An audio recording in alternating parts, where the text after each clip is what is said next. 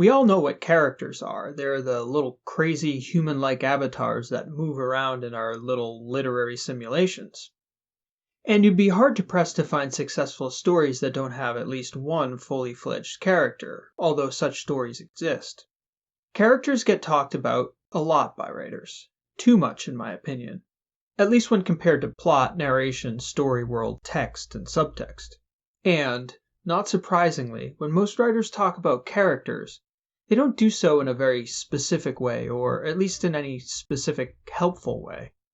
I recently wrote an essay about the popular TV show Game of Thrones, and while I was researching, I listened to a few interviews with George R.R. Martin, the author of the novels on which the series is based. He was asked why he thought the show was so memorable. Hopefully it's because of the characters, he responded. Martin, like most writers out there, wants to write great characters. And he seems to have succeeded if the popularity of the show is any indication. But how do we do that? First, I'd say this. Characters, as most writers think of them, are not the end-all be-all of fiction. I'm in the minority with this position, so before you recoil in horror, indulge me for a bit while I explain. I started these lessons with plot and moved on to narration, but you're probably aware that you can't have a plot without a narrator, and that narrator needs to have a decent plot to convey or all points become moot. We're working our way through the 6 critical elements of written fiction I outlined at the outset: the plot, the narrator, the characters, the story world, the text, and the subtext. Each of these story elements depends on the others for their existence. One of the writers I referenced in the last chapter, Daniel Orozco, has a great metaphor for the process we're working our way through. He describes pulling a story apart a bit like a doctor doing an autopsy.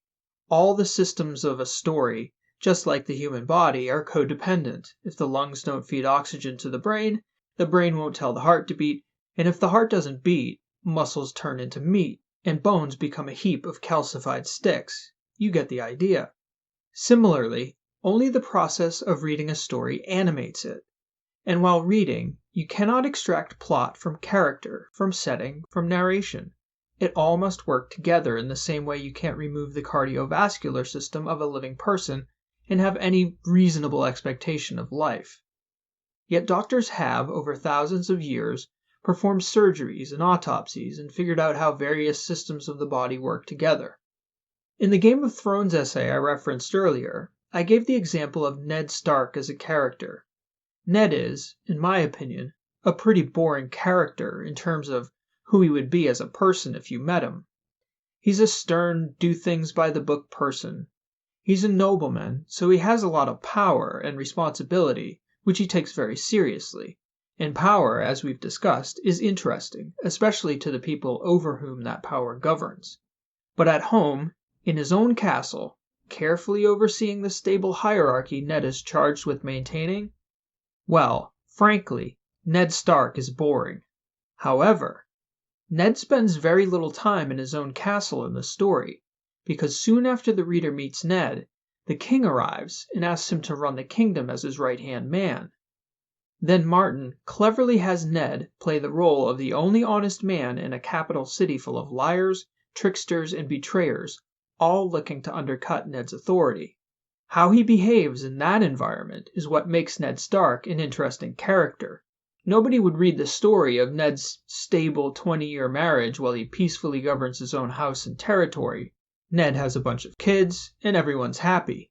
Good for Ned, not so much for the reader. So what can we gather about writing characters from Ned's case? First, that almost any type of person can turn into a good character, but that character is only going to be interesting as a product of both their inherent traits and the situation they find themselves in. It's a bit like life in that way. We're all a product of both nature and nurture simultaneously. So how do we write good characters? First, by having a clear idea of who each character is. Second, by putting that character into interesting situations. Then, when the character acts or doesn't act according to his or her or its own instincts, the reaction will be believable and captivating to the reader. That's the very short answer. I'm sure you're betting that Roe has a lot more to say about this than that, though, and you're right. These lessons are an exercise in reductive thinking, which too often in intellectual circles has a negative connotation to it. If you hear someone call something a reductionist argument, it's usually not to compliment the speaker of that argument. But complex systems must be reduced to be understood, and stories, are they ever complex? So we're going to get just as reductive with characters as we have been with plot and narration, and we're going to approach them from several different angles. By the end, we'll have a far greater general understanding of characters.